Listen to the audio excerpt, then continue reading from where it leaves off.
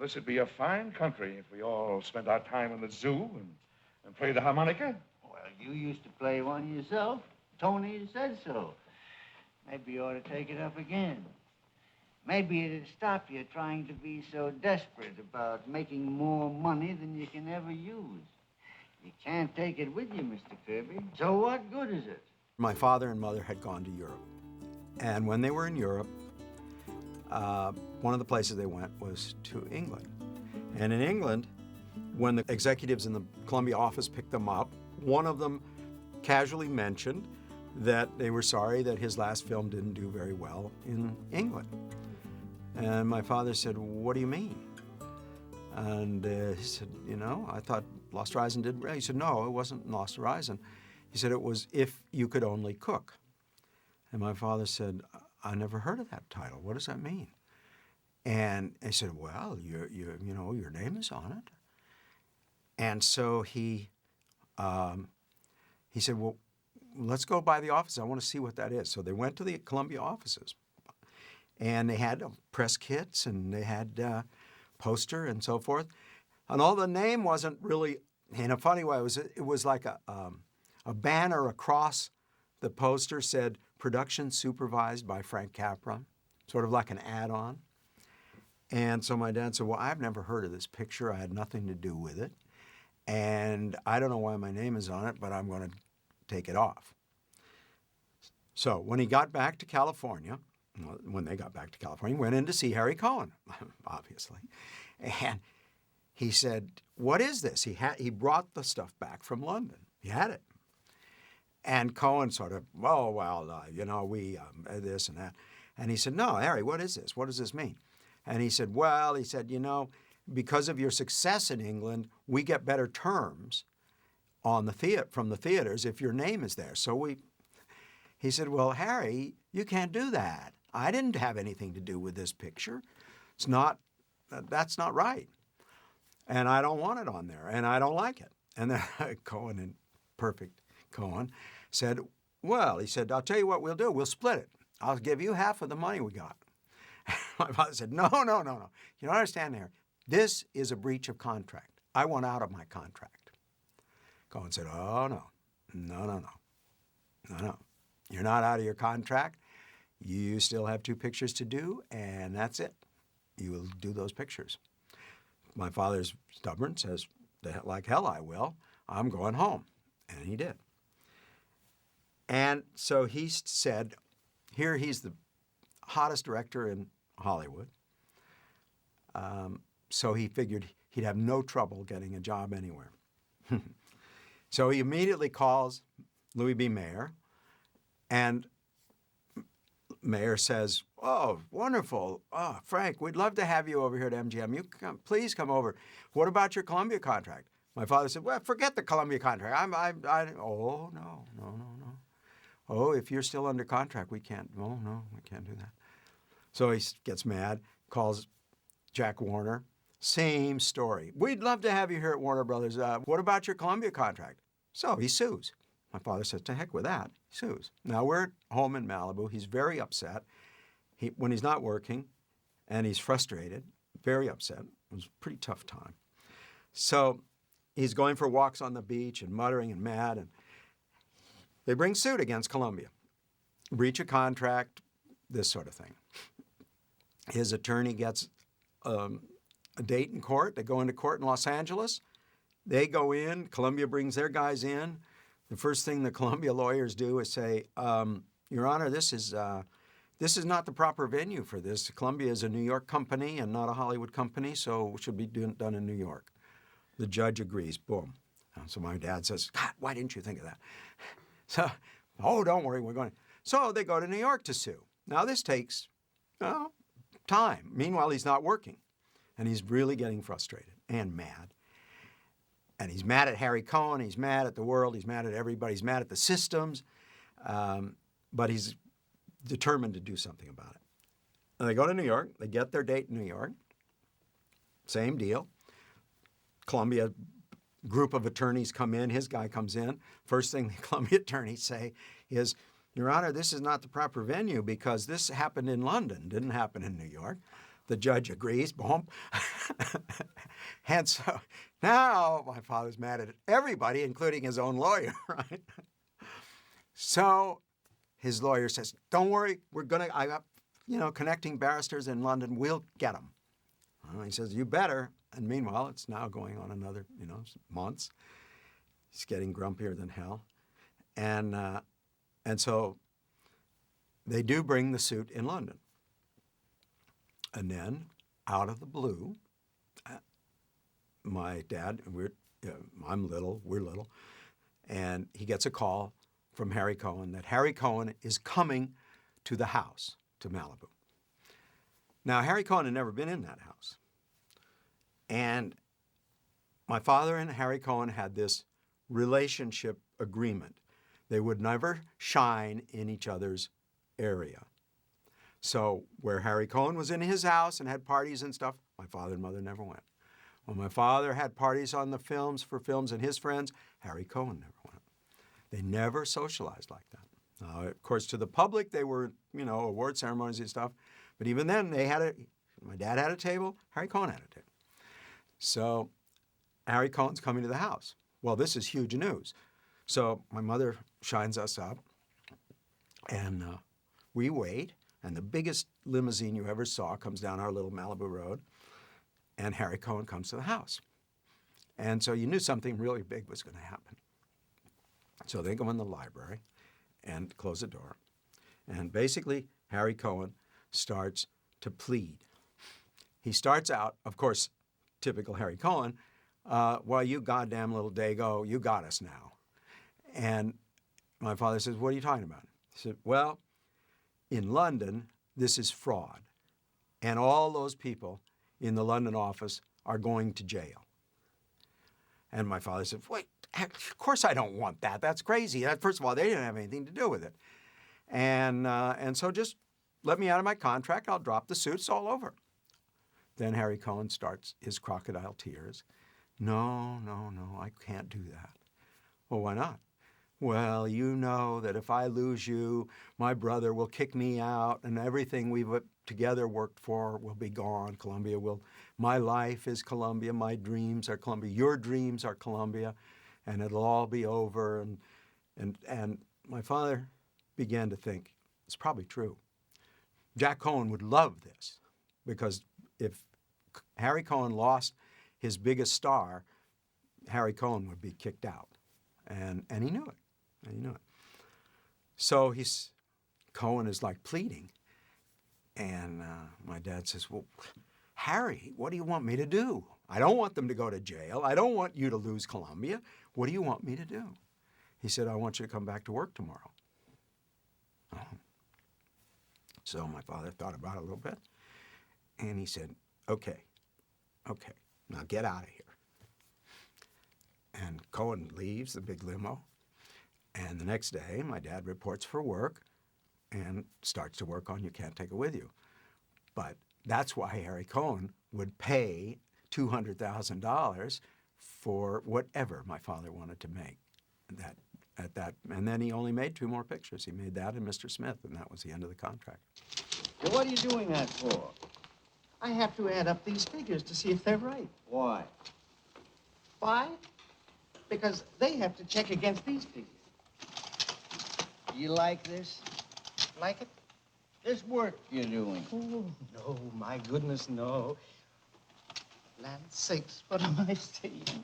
This was something that wasn't assigned to Capra, but again, it was a play that had been very, very popular, and they thought Capra would be the right person for it, and indeed, I think he was. I think he was somebody who had a kind of good sense of class, a good sense of how money could really help redefine people and things like that. And he brought some of that, sort of those insights, to this play that I think sometimes is played as a comedy of manners, but here I think takes on a somewhat more trenchant, a little bit harsher kind of tone, because again, I think he's very much aware of the power of money. When you look at the film and you look at the play, you see the third act is very different. I think what my father saw in the play was not so much the love story, although that was his first picture with Jimmy, and it was more the battle of the ideologists of the two older gentlemen. You know, the Barrymore character, the eccentric, crazy guy who didn't want to sell his land, and the banker, real estate developer character who had his own reasons and good reasons for developing that area. And so you had that my father saw that as the essence of the movie, not the romance and not the characters and not the families. He saw this as a battle of ideas and ideals. And so the third act becomes more their act and less everybody else's. So the play sets everything up and then kind of goes on, but in the film, the setup is done, and then you get down to what the story really is about.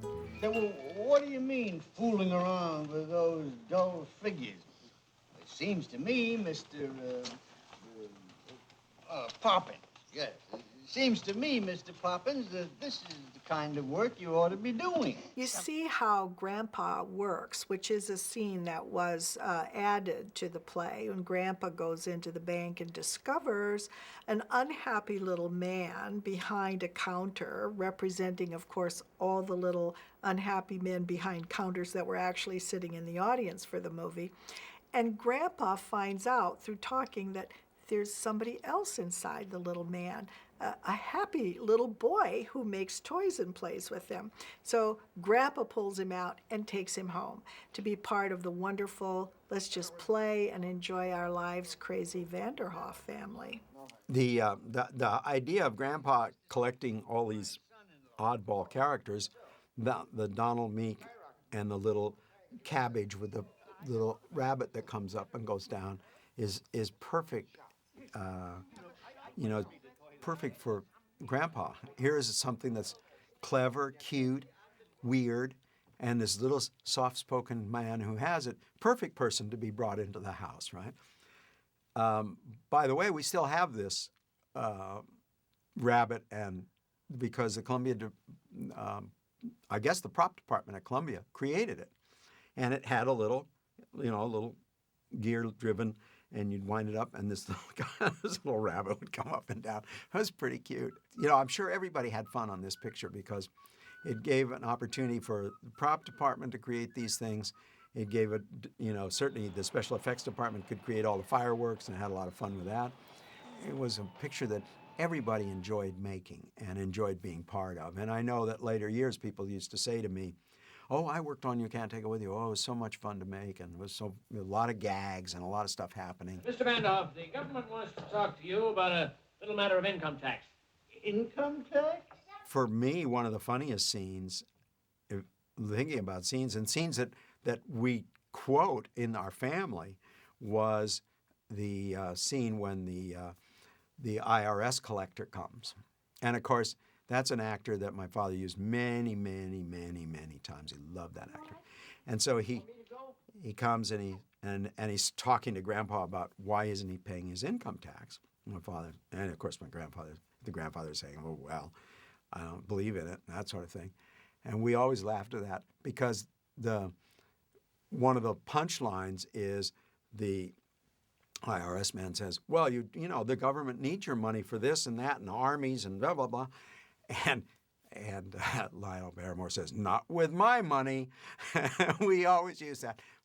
In our family, we always would laugh about that. If somebody say, "Well, we want to do this," you say, "No, not with my money."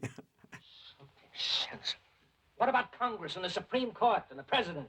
We got to pay them, don't we? Not with my money, no, sir. Capra added quite a bit to You Can't Take It With You. He added the office scenes, he added the dancing in the park scene, I believe the restaurant scene. He created the character that Donald Meek plays, the jail or the prison scene. He expanded the story to make it a livelier, more open kind of movie, but he never once left the original intentions of the play in so doing. I used to be just like you once. And then one morning when I was going up in the elevator, it struck me I wasn't having any fun. So I came right down and I never went back. Yes, sir. That was 35 years ago. Admirable. And you haven't done a thing since, huh? Edward Arnold played characters for him that had their own feeling of the rightness of their cause. And he was big, imposing, strong-willed. He made a great antagonist for his, hero.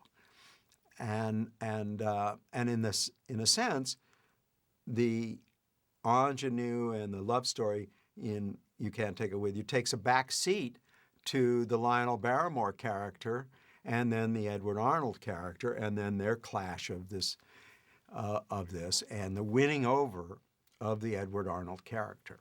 Mr. Kirby, you're beginning to act quite human.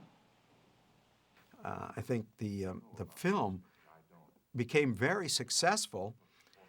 The play has always been successful. I mean, the play has always been a wonderful comedy play, but the film has more ideas in it, or at least amplification on those ideas, and that was why my dad liked it so much. And it won Academy Award for Best Picture, and he won for Best Director. Maybe when I get back, we could sit down and have a good old-fashioned gab fest, huh? If you look at the movie, Jimmy Stewart's character doesn't have a whole lot to do. He causes this upset when they come to dinner for the wrong day or the wrong evening. That he causes on purpose, which he thinks is going to help bring the families together, but actually, of course, creates a disaster. So in terms of his plot reasons, there's a reason for it. But he's not the relationship with Jean Arthur and a lot of the things, it's not that much central to the actual story. That's why I say the third act is different, because the story takes a swing away from them and ends up with the two, real protagonist in the story. And so I know that my father had seen Jimmy in something and kind of liked him. He thought he was like fresh, and as I had said before, he sort of looked like a educated young Ivy League gentleman, and he liked the way he acted. He liked his casual, easy style. He thought he would be good for this. There seems to be the impression around here that the Kirbys are ogres or something. Well, if they are, that doesn't make any difference to me. They're just putty in my hands, Alice. I never in my life wanted anything that I couldn't get if I just yelled loud enough. Worked like a charm when I was a baby, and since then I've had so much practice that I'm terrific. Here, I'll give you a general idea.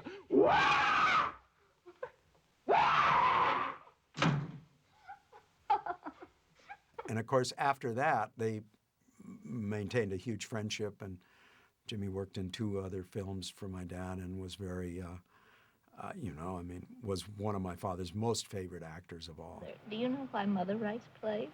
Oh, Mother likes literature and good books. So. No, because 8 years ago, a typewriter was delivered to the house by mistake. Oh, no. If it'd been a plow, she'd taken up farming, huh? I'm sure of it if she liked it. Well, my dad was very, very interested in comedy. Of course, he started as a comedy writer, and he was interested not only in the theory of comedy, but then also in, the execution of that. And he knew early on that his films, to be successful, he knew he had to have an entertainment quotient in them, no matter how serious. And since he came from that world, from the comedy world, he kind of knew things, gags, stuff that would work. And he was always trying to find little touches, little things, even in the background of the scenes, that would be amusing, mildly amusing, some big, funny. As long as it didn't kind of take away from where the scene was going, but he knew that sort of developed a richness to the scene and to the entire production that would not be there if those touches weren't there.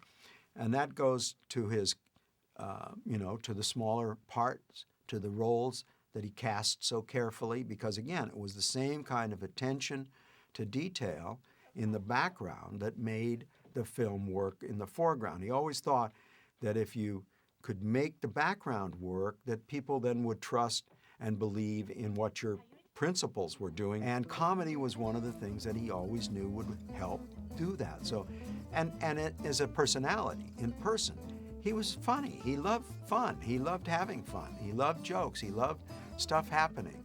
He always told this story on himself, which I guess, because it was funny. In those years, in the 30s, the sport sort of the industry was tennis, not golf. And so tennis was something that my father thought he was pretty good at. And he actually was pretty good, but he wasn't as good as he thought he was good, And so often they would go over to the LA Tennis Club from Columbia, which was 5 minutes away, and play during lunchtime. And he would play with Bob Riskin and Miles Connolly and some of the other guys, all the guys, his buddies. And they would play a set and then go back to work. And he used to think that he was pretty good at this, and he'd win his share and stuff. And my father's very competitive, so this was not going to be, he wouldn't just play for fun. He would play for seriousness, too. So one day, he's asked all his buddies, and none of them were available. No, we can't. I got to go to there and do this, do that. And he said, well, nobody around. Well, I'll just go over there by myself. And he goes over by himself, and because he's used to doing that, and the pro would say, yeah, sure, we'll find somebody you play with about your level. And he said, here's this gentleman is here from France and needs to play, and he's probably about as good as you are, and that'd be a good game. And my father says this kind of biggish, gangly guy, a little bit younger, but still didn't look like he was all that well coordinated or anything. And he said, oh, okay, well, all right. So they start to play, and the guy misses everything. So my father's hitting us back. He can't hit it back. Pretty soon it gets to be, 5-love, and his opponent hasn't even won a point yet. And so my father's thinking, this is pretty stupid. But sometimes he kind of sensed there was some people who were watching, but he'd look around and there was nobody around. Well, he'd continue to play. So it gets to almost the end of the match. He figures he's going to wrap it up. And he's serving. And he serves one of his good serves. And he said, the ball comes back, he didn't even see it. Came back like a bullet. So he kind of says, oh, good shot. And he says he hears a lot of people starting to laugh. Well, it turns out this is the French Open champion, and he never gets another point. And his buddies set all this up. And so as it goes on, he keeps saying once in a while, good shot. He says, I didn't see the ball. He said, the ball came back. So and every time he'd say good shot, he'd hear all these giggles. So they were always playing practical jokes on each other and had a lot of fun. And obviously, Columbia was serious business, and it was a hard, pretty hard life. They shot, in those days, they shot 6 days a week. They shot until 12 o'clock Saturday night. So all you had off was from 12 o'clock Saturday night until Monday morning, and you barely had time to sleep. It was there was a lot of hard work, but they all had a lot of fun at it. And they had fun playing jokes on each other. And so clearly, You Can't Take It With You was a perfect kind of project for him to do. Also, to help get his mind off if she could only cook.